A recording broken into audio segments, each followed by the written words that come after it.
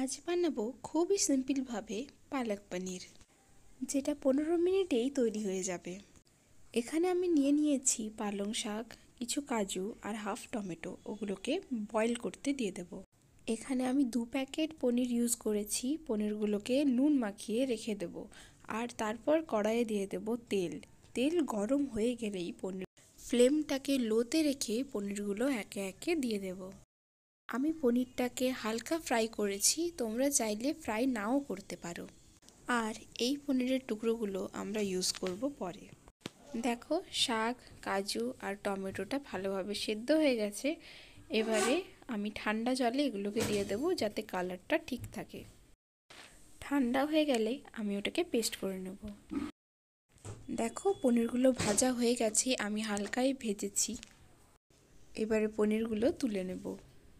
তারপর সেই তেলের মধ্যেই দিয়ে দেব জিরে, আদা যেটাকে আমি গ্রেট করে দিয়েছি, আর দেব ধনে গুঁড়ো আর জিরে গুঁড়ো।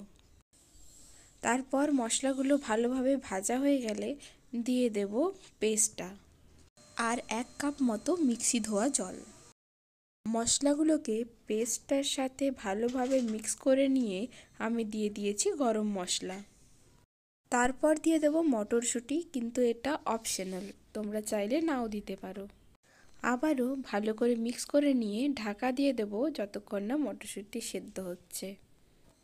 মটরশুঁটি প্রায় সেদ্ধ হয়ে গেছে। এবারে আমি অ্যাড করে দেব স্বাদ মতো নুন আর একটুখানি চিনি। দেখো, মটরশুঁটিটা ভালোভাবে সেদ্ধ হয়ে গেছে। এখন আমি অ্যাড করে দেব ভাজা পনিরগুলো, আর তার সাথে ওই টুকরো করে রাখা পনিরগুলো এখনই দিয়ে দেব। ব্যাস রেডি আমাদের পালক পনির।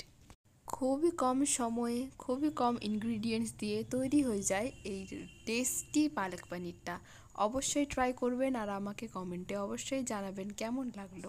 ফাইনালি ধনেপাতা আর কাসুরি মেথি দিয়ে এটাকে গার্নিশ করব।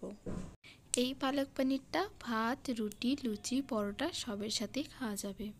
ভিডিওটি ভালো লাগলে লাইক করবেন আর সাবস্ক্রাইব ফর মোর।